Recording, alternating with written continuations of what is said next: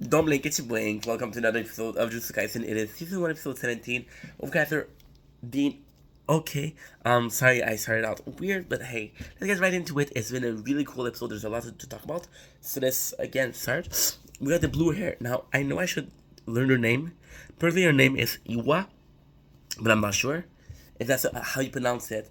She's afraid of being weak because again we have this character that wants to be like, yo, I don't have a good family. My only way to be strong.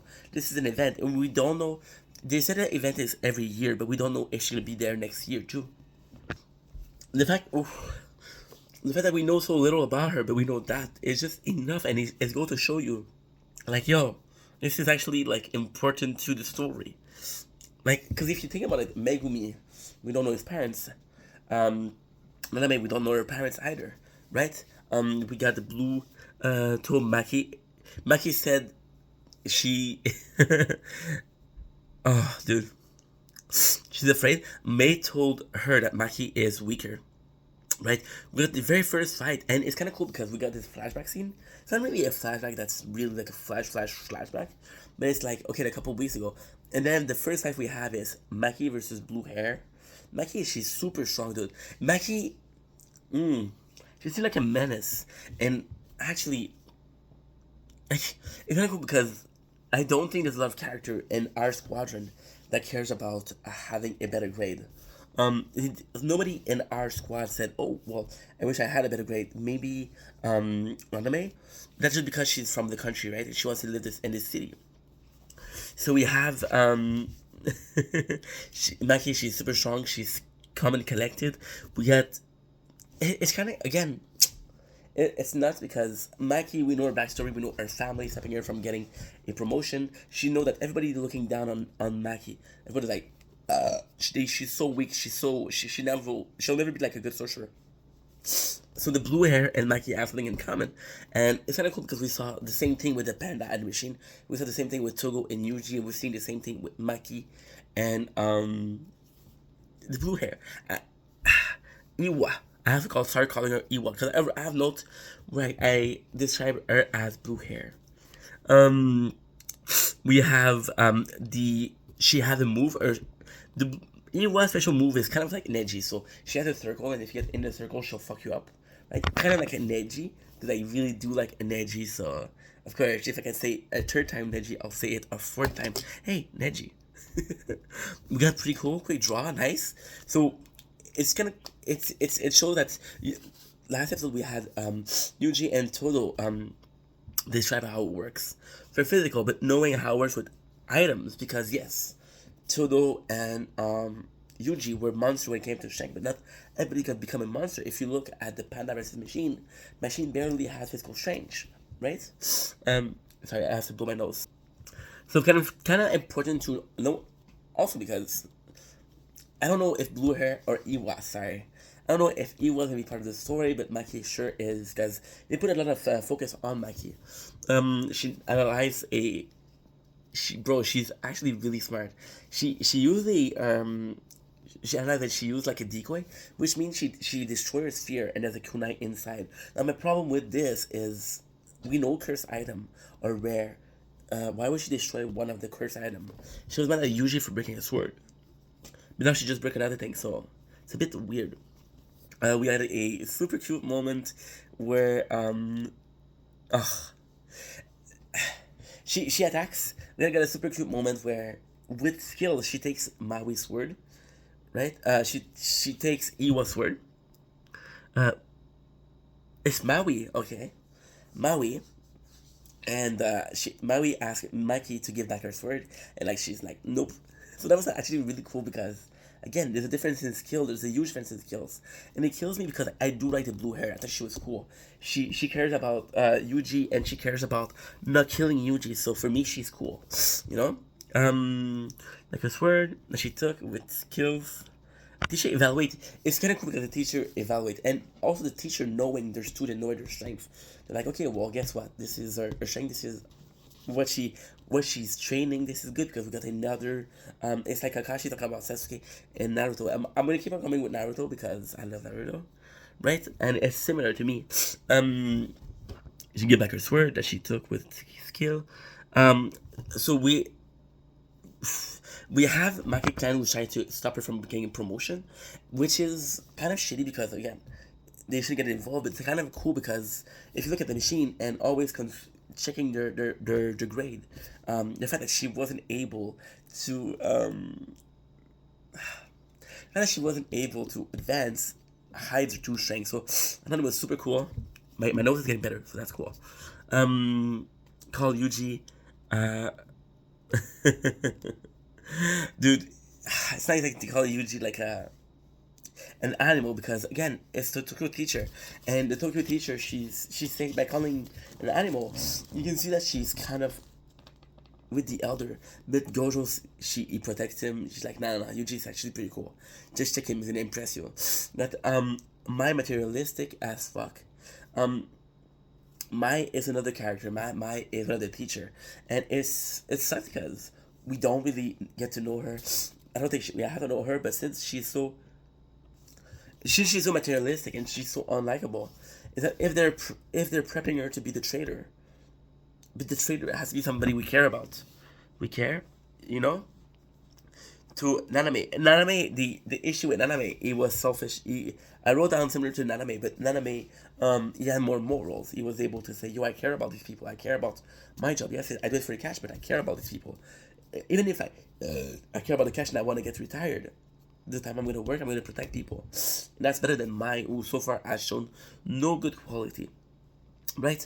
So the curse, when they have a charm on them that says who killed what, but it's weird because they do show who killed the curse. That's not really weird though. They would say who killed the curse, but people are fighting. So the people that are fighting, it's more important than the curse because students are supposed to be stronger than the curse. However, I guess that if every single character of one team is defeated, then the charm is actually a automatic victory, right? We got the blue and red.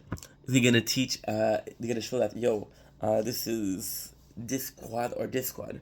We have the school teacher argue different style.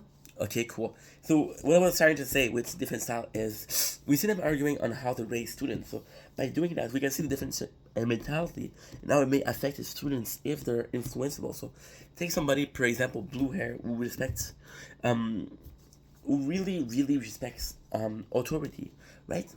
So by doing that, you're putting her in a position where a teacher is gonna be an influence on her, and if it's a bad influence, she's gonna have a bad influence, you know. And again, it's a shame because who's a better teacher? Is it Gojo? Is it Naname? Right? We don't know. We actually don't know. Student influence. When we talk again about feminism and actually undervalue. For example, she talks about like a real case of society where women are paid less. It's not because she has to be pretty plus strong, and how men doesn't have to worry about that. So she's again adding to the feminist cause inside the universe of Jujutsu Kaisen, but this time she's adding information. So it's always nice to back up your claims. Like I don't give a fuck. It's a show. It's an anime, but still, right? If something out of society, out of real life society comes out of that and something positive, then go for it. Please do. We got the society holding on. Blind guy and teach how to parry her speech. The blind guy, he seemed to be super strong. So the problem with the problem with the Tokyo school is we know Todo is the strongest, but Todo doesn't really seem like a team player.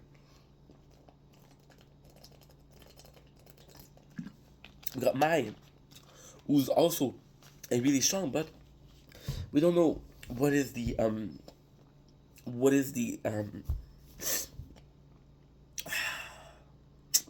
relationship she has with the rest of the squad. Is it because she's from a celebrity? She's like from a famous family, right? Is she automatically going to be on top of the chain? It does seem like the blind guy had his words. People listen to him more than the others.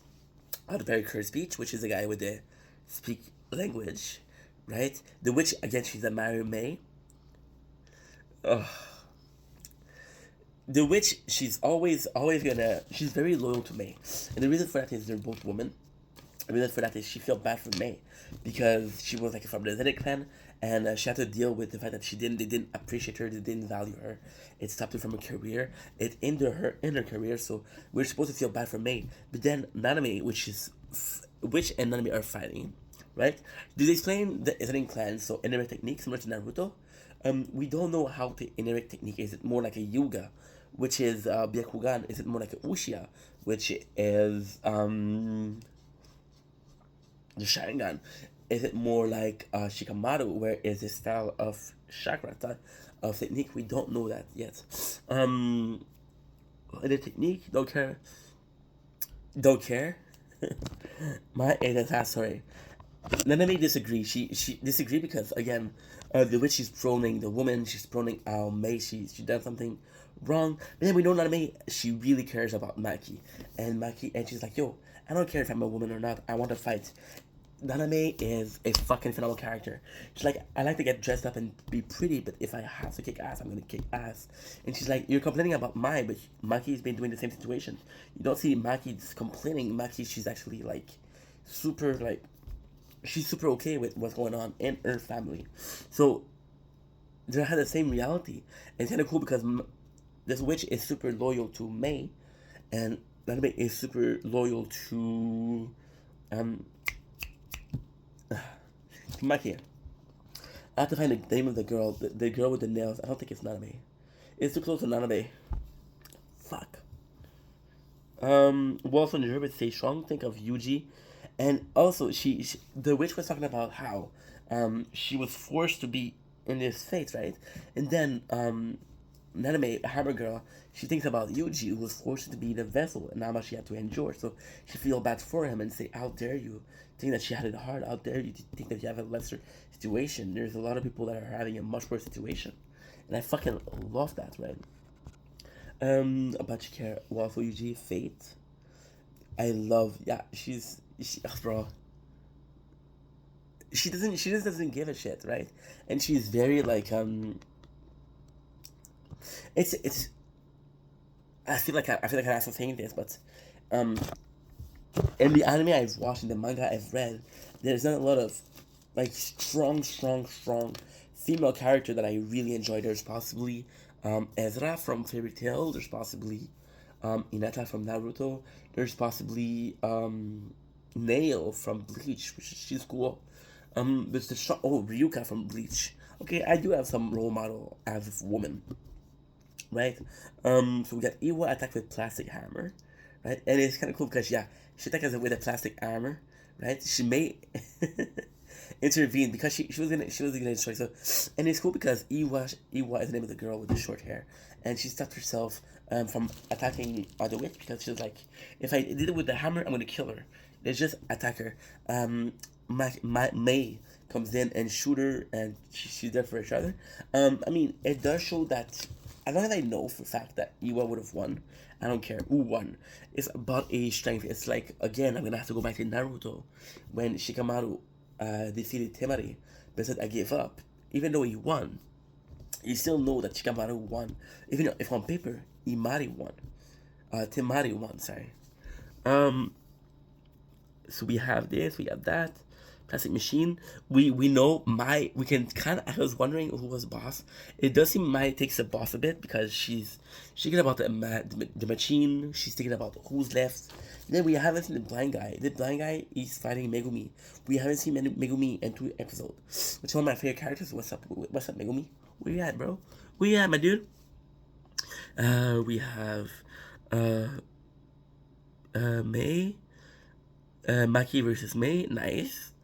We got the bro. Maki versus May is nice, and we learn that they're not only their sister. I thought they were twin, but they're sister, right? So it's kind of cool because we got 2 people who hate each other, and they're gonna fight, and it's gonna be phenomenal. This is probably the best fight so far, and yes, it beats Maki versus Mai beats Yuji versus Todo. I'm sorry, and Todo and Yuji, I do like it. It's just that those 2 have beef, and you can tell it's a long time coming. So I did like that. We got Mai, she's using a gun, right? It's plastic bullet, but still. My twin She's afraid of the curse. Oh yeah, Mai when she was younger. We get a flashback of when she was younger. She was afraid of the curse because Maki couldn't see curse and Mai could see curse, right? And they're like, Mai was afraid and Maki was the one to protect her.